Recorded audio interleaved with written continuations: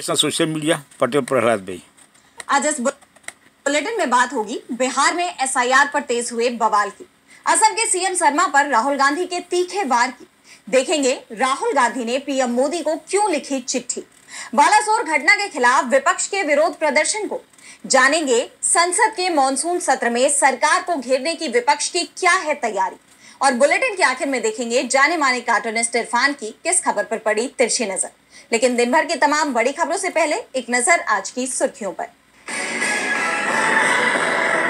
ममता बनर्जी की बीजेपी को चुनौती, कहा 2026 में बंगाल पर टीएमसी, अगले चुनाव में इंडिया गठबंधन का दिल्ली पर होगा कब्जा। कर्नाटक के सीएम सिद्धारमैया का बड़ा बयान, बोले जाति जनगणना के लिए देशव्यापी अभियान चलाएगी कांग्रेस। जांच एजेंसियों द्वारा वकीलों को परेशान करने पर सुप्रीम कोर्ट सख्त, केंद्र सरकार को भेजा नोटिस, ईडी ने वकीलों को भेजा था समन। शेयर बाजार में तेजी, 63 अंकों की तेजी के साथ 82,634 पर बंद हुआ सेंसेक्स, तो 16 अंकों की तेजी के साथ 25,212 पर बंद हुआ निफ्टी। ये तो थी सुर्खियां। अब बात आज की सबसे बड़ी खबर की। बिहार में मतदाता पुनरीक्षण का काम जारी है। एक तरफ चुनाव आयोग का दावा है कि 90% गणना प्रपत्र जमा भी हो गए, तो दूसरी तरफ जमीन पर स्थिति उल्टी दिखाई दे रही है, क्योंकि अभी तो गणना प्रपत्र बांटने का ही काम पूरा नहीं हो पाया है। तो वहीं सुप्रीम कोर्ट की सलाह के बावजूद अभी तक चुनाव आयोग ने किसी तरह का बदलाव नहीं किया, जिसे लेकर चुनाव आयोग सवालों में आ गया है। देखिए ये रिपोर्ट। चुनाव आयोग के दावे और जमीनी हकीकत अलग अलग दिखाई दे रही है। एक तरफ चुनाव आयोग का दावा है कि 90% से ज्यादा गणना प्रपत्र जमा हो गए हैं, तो हकीकत में ये भी सामने आ रहा है कि अभी तक गणना प्रपत्र बांटने का काम भी पूरा नहीं हुआ है। बीएलओ की कार्यप्रणाली पर भी कई तरह के सवाल खड़े हो रहे हैं। इनकी लापरवाही की खबरें लगातार सामने आ रही हैं। रिपोर्ट में पाया गया है कि कई बीएलओ सभी के घर नहीं जा रही हैं, खुद फॉर्म भर रही हैं और जरूरी दस्तावेज नहीं मांग रहे हैं। कई जगहों पर केवल अंगूठा लगवाकर सत्यापन किया जा रहा है और मोबाइल पर दस्तावेज देखकर भी सत्यापन हो रहा है। इस बीच ये भी खबर सामने आ रही है कि करीब 3% लोगों के नाम कटना तय है। विपक्ष को डर इस बात का है कि ये संख्या 5% के पार भी जा सकती है। इसे लेकर तेजस्वी यादव ने चुनाव आयोग पर तीखा हमला किया है। उन्होंने कहा, बिहार में कुल 7 करोड़ 90 लाख मतदाता हैं। अगर 1% मतदाताओं को भी छांटा जाता है तो लगभग 7,90,000 मतदाताओं के नाम कटेंगे। इन्हें 243 विधानसभा क्षेत्रों से विभाजित करते हैं तो प्रति विधानसभा 3,251 मतदाताओं का नाम कटेगा, जबकि इनका इरादा इससे भी अधिक यानी 4-5% का है। 2020 के चुनाव में 3,000 से कम वोटों से हार जीत वाली कुल 35 सीटें थी और 5,000 से कम अंतर वाली 52। साफ है, अगर 5% वोट कटे तो चुनाव परिणाम कैसे पलटा खा जाएंगे। एसआईआर को लेकर अब एनडीए के अंदर ही बवाल मच गया है। टीडीपी ने इस पूरी प्रक्रिया पर सवाल खड़े कर दिए हैं, जिसके बाद बीजेपी भी बैकफुट पर दिखाई दे रही है। एसआईआर को लेकर विपक्ष के साथ ही एनडीए के सहयोगी भी सवाल उठा रहे हैं। राहुल गांधी ने असम की जमीन से भी चुनाव में हेरफेर का मुद्दा उठाया। एक जनसभा को संबोधित करते हुए उन्होंने बीजेपी सरकारों पर, मोदी सरकार पर तीखे हमले किए। उन्होंने असम के मुख्यमंत्री हिमंता बिस्वा शर्मा के जेल जाने की भी चेतावनी दे दी। कांग्रेस सांसद ने महाराष्ट्र से लेकर बिहार चुनाव, जीएसटी से लेकर नोटबंदी तक तमाम मुद्दों को उठाया। तो क्या कुछ कहा राहुल गांधी ने अपने संबोधन में, जानने के लिए देखिए ये रिपोर्ट। कांग्रेस सांसद राहुल गांधी ने असम के मुख्यमंत्री हिमंता बिस्वा शर्मा पर तीखा हमला बोला है।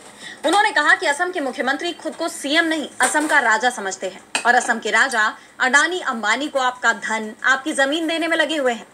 आज जो असम में हो रहा है वही पूरे देश में हो रहा है। वे बड़ी बड़ी बातें करते हैं, चिल्लाते हैं, पर उनके दिल में डर है। ऐसा इसलिए क्योंकि वो जानते हैं कि एक दिन कांग्रेस के बब्बर शेर उन्हें जेल में डाल देंगे। उन्हें अपने सारे भ्रष्टाचार का हिसाब असम की जनता को देना होगा। राहुल गांधी ने कहा, और मैं आज आपको बोल रहा हूं कि कुछ ही समय में आपको यही मीडिया वाले आपके चीफ मिनिस्टर को जेल जाते हुए दिखाएंगे और इससे उनको ना मोदी बचा पाएगा, ना अमित शाह बचा पाएगा। आप देखना, वो जेल के अंदर आपको दिखेंगे। कांग्रेस सांसद यही नहीं रुके। उन्होंने एक बार फिर चुनाव में हेरफेर का मुद्दा उठाया और कहा कि महाराष्ट्र का चुनाव बीजेपी और चुनाव आयोग ने चोरी किया है। वही काम अब बिहार में भी करने की कोशिश की जा रही है। वोटर लिस्ट से लाखों लोगों को हटाया जा रहा है। कांग्रेस सांसद ने लोगों को आगाह करते हुए कहा कि जो इन्होंने महाराष्ट्र में किया, जो काम ये बिहार में कर रहे हैं, वही काम ये लोग असम में भी करेंगे, लेकिन हम ऐसा नहीं होने देंगे। कांग्रेस सांसद ने आगे कहा कि आज पूरे देश में विचारधारा की लड़ाई चल रही है। एक तरफ आरएसएस नफरत और हिंसा की विचारधारा,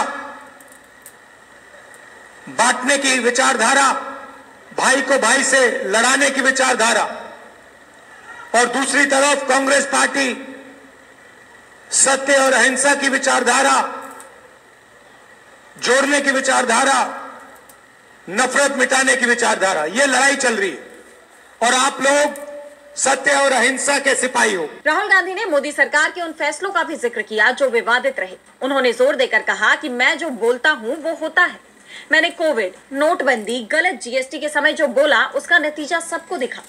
आज 2 हिंदुस्तान बन रहे हैं। अरबपतियों के बच्चे जो भी सपना देखना चाहते हैं देख पाते हैं, लेकिन आम जनता के लिए गलत जीएसटी, महंगाई, अग्निवीर और निजीकरण है। उन्होंने साफ कहा कि हम इसके खिलाफ हैं और लड़ाई विचारधारा की है। राहुल गांधी ने संबोधन के दौरान असम की बीजेपी सरकार से लेकर केंद्र की मोदी सरकार तक को तमाम मुद्दों पर घेरा। इसके अलावा उन्होंने पीएम मोदी को एक चिट्ठी भी लिखी है। चिट्ठी में कांग्रेस सांसद ने पीएम मोदी से जम्मू कश्मीर को पूर्ण राज्य का दर्जा देने सहित एक और मांग को प्रमुखता से उठाया। कांग्रेस की इस चिट्ठी से मॉनसून सत्र से पहले ही मोदी सरकार की मुश्किलें बढ़ सकती हैं। तो क्या कुछ लिखा है इस चिट्ठी में, जानेंगे इस रिपोर्ट में। संसद के आगामी मॉनसून सत्र में तो कांग्रेस मोदी सरकार को तमाम मुद्दों पर घेरने की तैयारी में पहले से ही जुटी है। वहीं अब सत्र की शुरुआत से पहले ही कांग्रेस ने मोदी सरकार पर दबाव बनाने का काम शुरू कर दिया है। कांग्रेस सांसद राहुल गांधी और कांग्रेस अध्यक्ष मल्लिकार्जुन खड़गे ने पीएम नरेंद्र मोदी को चिट्ठी लिखकर जम्मू कश्मीर को पूर्ण राज्य का दर्जा देने और लद्दाख को संविधान की 6ठी अनुसूची में शामिल करने की मांग की है। यह पत्र संसद के आगामी मॉनसून सत्र से पहले सियासी गलियारों में हलचल मचा रहा है। कांग्रेस के दोनों दिग्गजों ने चिट्ठी में लिखा, हम सरकार से आग्रह करते हैं कि वो संसद के आगामी मॉनसून सत्र में केंद्र शासित प्रदेश जम्मू कश्मीर को पूर्ण राज्य का दर्जा देने के लिए विधेयक लाए। इसके अतिरिक्त हम सरकार से अनुरोध करते हैं कि वो केंद्र शासित प्रदेश लद्दाख को संविधान की 6ठी अनुसूची में शामिल करने के लिए भी विधेयक लाए। चिट्ठी में आगे लिखा गया है कि पिछले 5 सालों से जम्मू कश्मीर के लोग पूर्ण राज्य का दर्जा बहाल करने की मांग कर रहे हैं। ये मांग उनके संवैधानिक और लोकतांत्रिक अधिकारों से जुड़ी है। इसके साथ ही चिट्ठी में पीएम मोदी के 2024 के भुवनेश्वर और श्रीनगर के भाषणों का संदर्भ देते हुए सरकार की प्रतिबद्धता पर भी सवाल उठाए गए हैं। कांग्रेस नेताओं ने याद दिलाया कि केंद्र ने सुप्रीम कोर्ट में भी जल्द राज्य का दर्जा बहाल करने का वादा किया था। मॉनसून सत्र से पहले इस मांग को उठाने से अब इसे संसद में विधेयक के रूप में सामने लाने का दबाव सरकार पर बढ़ गया है। अब इस मुद्दे पर सरकार की क्या प्रतिक्रिया आती है ये देखना होगा, लेकिन एक बात साफ है कि तमाम मुद्दों के साथ ये मुद्दा भी संसद में सरकार के लिए मुसीबत खड़ी कर सकता है। जम्मू कश्मीर को पूर्ण राज्य का दर्जा देने की मांग जोर पकड़ रही है, तो मांग बालासोर घटना के लिए न्याय की भी उठ रही है। ओडिशा के बालासोर में बीएड छात्रा की खुद की जान लेने के मामले ने देश भर में सनसनी फैला दी। इस घटना ने राज्य की बीजेपी सरकार पर कई सवालिया निशान खड़े कर दिए हैं। इसी सिलसिले में बीजेडी ने बालासोर बंद बुलाने के साथ ही विधानसभा का घेराव कर प्रदर्शन किया। तो क्या कुछ रहा बालासोर बंद को लेकर पूरा घटनाक्रम और क्या है विपक्ष की रणनीति, जानेंगे इस रिपोर्ट में। बालासोर में छात्रा की जान जाने के मामले को लेकर ओडिशा विधानसभा के बाहर भारी हंगामा देखने को मिला। बीजेडी नेताओं ने बालासोर बंद बुलाया और विधानसभा का भी घेराव किया। इस दौरान प्रदर्शनकारियों पर वाटर कैनन और आंसू गैस के गोले का इस्तेमाल किया गया। विरोध बढ़ता देख ओडिशा पुलिस ने पार्टी उपाध्यक्ष देवी प्रसाद मिश्रा सहित बीजेडी के कई कार्यकर्ताओं को हिरासत में ले लिया। इस बीच पुलिस ने लोक सेवा भवन के आसपास स्थित राजीव भवन और खारवेल भवन सहित शहर के अन्य सरकारी भवनों में भी सुरक्षा कड़ी कर दी। दरअसल बालासोर फकीर मोहन ऑटोनॉमस कॉलेज की एक 20 वर्षीय बीएड छात्रा की खुद की जान लेने के मामले ने पूरे देश को झकझोर दिया है। 12 जुलाई को शारीरिक उत्पीड़न से तंग आकर छात्रा ने कॉलेज परिसर में अपनी ही जान लेने की कोशिश की थी और भुवनेश्वर के एम्स में इलाज के दौरान 14 जुलाई को उसकी जान चली गई। ने राज्य की भाजपा सरकार पर गंभीर सवाल खड़े किए। इसी को लेकर बीजेडी ने बालासोर बंद बुलाया और अब राज्य में इसी मामले को लेकर 17 जुलाई को कांग्रेस, बीजेडी सहित तमाम विपक्षी दलों ने ओडिशा बंद बुलाया है। तो वहीं सुबह राहुल गांधी ने पीड़ित छात्रा के पिता से फोन पर बात की और पार्टी की तरफ से हर संभव मदद का भरोसा दिया। उधर यूजीसी ने मामले की जांच के लिए 4 लोगों की फैक्ट फाइंडिंग टीम गठित की है। बीजेडी ने इस घटना को सिस्टम की विफलता बताया। तो साथ ही बालासोर के सांसद प्रताप सारंगी और उच्च शिक्षा मंत्री सूरज सूर्यवंशी से इस्तीफे की भी मांग की है। इस मामले में कॉलेज के प्राचार्य और आरोपी प्रोफेसर को गिरफ्तार कर लिया गया है, लेकिन विपक्ष का कहना है कि ये कार्रवाई पर्याप्त नहीं है। अब सत्र को ओडिशा बंद के दौरान ये मुद्दा और गरमाने वाला है। बालासोर घटना को लेकर माझी सरकार बुरी तरह से घिरती जा रही है, तो फटकार एसआईटी को भी लगी है। ऑपरेशन सिंदूर को लेकर सोशल मीडिया पर पोस्ट को लेकर अशोका यूनिवर्सिटी के प्रोफेसर अली खान महमूदाबाद की गिरफ्तारी मामले में सुप्रीम कोर्ट में सुनवाई हुई। इस मामले की जांच एसआईटी कर रही है और सुनवाई के दौरान कोर्ट ने एसआईटी को जमकर फटकार लगाई और साथ ही महमूदाबाद को बड़ी राहत भी दे दी। तो क्या कहा है कोर्ट ने, देखिए इस रिपोर्ट में। अशोका यूनिवर्सिटी के प्रोफेसर अली खान महमूदाबाद के ऑपरेशन सिंदूर पर किए गए पोस्ट के मामले में सुप्रीम कोर्ट में सुनवाई हुई। जस्टिस सूर्यकांत और जस्टिस जय मौल्या बागची की बेंच ने सुनवाई के दौरान मामले की जांच करने वाली एसआईटी को जमकर फटकार लगा दी। कोर्ट ने यहां तक कह दिया कि जांच एजेंसी गलत दिशा में जा रही है और उसे डिक्शनरी की जरूरत है। कोर्ट ने सख्त लहजे में कहा कि जांच का दायरा प्रोफेसर के खिलाफ दर्ज 2 एफआईआर तक सीमित है और अब वो विचाराधीन मामले के अलावा किसी भी विषय पर लिखने के लिए आजाद हैं। हम एसआईटी से सिर्फ ये जानना चाहते हैं कि उन्होंने किस उद्देश्य से डिवाइस सीज किए हैं। हम अधिकारियों को बुलाएंगे।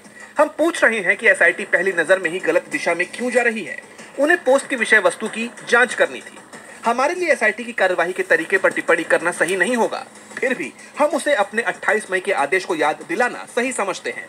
वह दोनों सोशल मीडिया पोस्ट की जांच को जल्द से जल्द करे। याचिकाकर्ता पहले ही जांच में शामिल हो चुका है और अपने गैजेट सौंप चुका है, इसलिए हमें लगता है कि याचिकाकर्ता को जांच में शामिल होने के लिए फिर से बुलाना सही नहीं है। एसआईटी को महमूदाबाद से पूछताछ की नहीं बल्कि एक डिक्शनरी की जरूरत है। सुप्रीम कोर्ट ने एसआईटी से साफ कहा कि वो ये देखे कि क्या कोई अपराध हुआ है। इसके साथ ही एसआईटी टीम को 4 हफ्तों में रिपोर्ट पेश करने को कहा गया है। कोर्ट ने यह भी साफ कर दिया है कि प्रोफेसर महमूदाबाद की जमानत जारी रहेगी। कोर्ट के फैसले को एसआईटी के लिए झटके के तौर पर देखा जा रहा है, तो झटका मोदी सरकार को भी लगने वाला है। संसद के मॉनसून सत्र को लेकर इंडिया गठबंधन तैयारियों में जुट गया है, जिसमें मॉनसून सत्र में मोदी सरकार को घेरने के लिए रणनीति पर फोकस किया जा रहा है। इस बार विपक्ष की एकजुटता मोदी सरकार पर भारी पड़ सकती है, क्योंकि सत्र के दौरान इंडिया गठबंधन उन मुद्दों को उठाने की तैयारी में है जिनसे सरकार लंबे वक्त से बचने की कोशिश कर रही है। तो क्या है विपक्ष की रणनीति, किन मुद्दों पर रहेगा जोर, देखिए इस रिपोर्ट में। इंडिया गठबंधन ने संसद में मोदी सरकार को घेरने की तैयारी कर ली है। इंडिया गठबंधन ने आगामी मॉनसून सत्र में कई अहम मुद्दों को उठाने का फैसला किया है, जिसमें सबसे अहम मुद्दा बिहार में मतदाता सूची की विशेष गहन समीक्षा यानी एसआईआर का है। इस मुद्दे को लेकर इंडिया गठबंधन एकजुट है और कांग्रेस की अगुवाई में सरकार को घेरने की रणनीति तैयार की जा रही है। बताया जा रहा है कि इस मुद्दे पर संसद के दोनों सदनों में कांग्रेस, आरजेडी, टीएमसी कार्य स्थगन प्रस्ताव लाने की तैयारी कर रही है। बता दें कि एक संसदीय प्रक्रिया है जिसका इस्तेमाल सदन में किसी अहम मामले पर तुरंत चर्चा करने के लिए कार्यवाही स्थगित करने के लिए किया जाता है। हाल ही में सोनिया गांधी की मौजूदगी में कांग्रेस की एक बैठक हुई थी, जिसमें ये तय हुआ कि संसद के मॉनसून सत्र में सरकार को घेरने के लिए पहला मुद्दा पहलगाम होगा। सोनिया गांधी ने साफ किया कि पहलगाम के मुद्दे पर पूरे विपक्ष ने संसद के विशेष सत्र की मांग की थी, जिसे सरकार ने नहीं माना। इसलिए संसद में सबसे पहले इसी मुद्दे को उठाया जाना चाहिए कि पहलगाम हमले में खुद सरकार ने माना कि सुरक्षा में चूक हुई। ऐसे में कौन जिम्मेदार, जवाबदेही किसकी तय हुई। इसके अलावा मॉनसून सत्र में मणिपुर हिंसा, चुनाव आयोग की निष्पक्षता, किसानों की समस्याएं और बेरोजगारी जैसे तमाम मुद्दों पर भी सरकार से जवाब मांगा जाएगा। ये सत्र 21 अगस्त तक चलेगा। इस दौरान 8 नए विधेयक और कुछ नए प्रस्ताव लाए जा सकते हैं। इसमें नया आयकर कानून भी शामिल हो सकता है। सत्र के दौरान जस्टिस वर्मा के खिलाफ महाभियोग प्रस्ताव पेश हो सकता है, लेकिन एक बात तो तय है कि इस बार का संसद सत्र काफी हंगामेदार रहने वाला है। संसद के इस मॉनसून सत्र में विपक्ष ने मोदी सरकार को घेरने की तैयारी कर ली है, जिसे लेकर सरकार टेंशन में नजर आ रही है। तो चिंता भारत और बांग्लादेश के संबंधों को लेकर भी जताई जा रही है।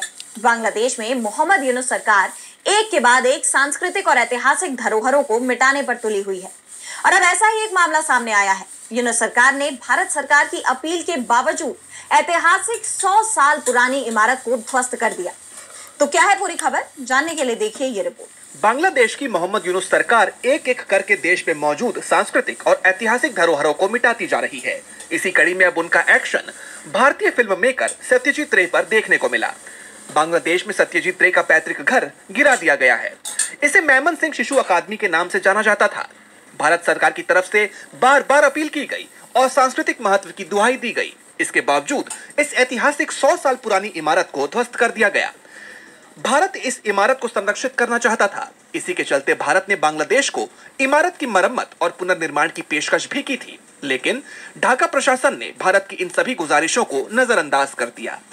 यह वही घर था जहां सत्यजीत रे के दादा प्रख्यात साहित्यकार उपेंद्र किशोर रे चौधरी और उनके पिता प्रसिद्ध कवि सुकुमार रे रहा करते थे। भारत सरकार की तरफ से बांग्लादेश प्रशासन के इस कदम की कड़ी निंदा की गई है।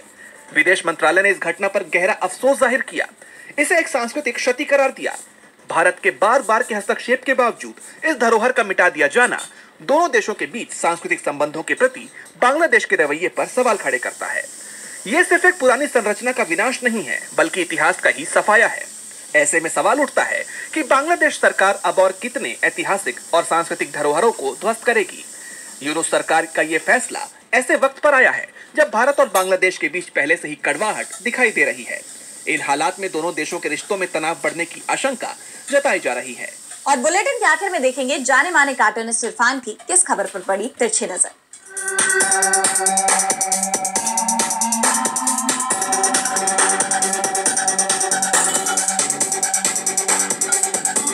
उत्तर प्रदेश से एक और बुरी खबर आ रही है। उत्तर प्रदेश की राज्य सरकार चाहती है कि वहां पर स्कूल में पढ़ने वाले बच्चों के जो 5000 स्कूल हैं, उन सरकारी स्कूलों को वो बंद कर दें। अब वो इतने सारे 5000 सरकारी स्कूल्स, उनकी बिल्डिंगें, उनकी ज़मीनें, उनका क्या होगा? क्या वहाँ पर अब मंत्रालय खोले जाएंगे? क्योंकि ज़्यादातर राज्य सरकारें मंत्रालय धड़ल्ले से खोलने पे, बहुत ज़्यादा तादाद में खोलने पे गौर कर रही हैं। और वहाँ पर जो बच्चे अपनी अधूरी पढ़ाई छोड़ कर के घर पर बैठे होंगे, क्या उन मंत्रालयों के बाहर अपना पकौड़ों का ठेला लगाएंगे?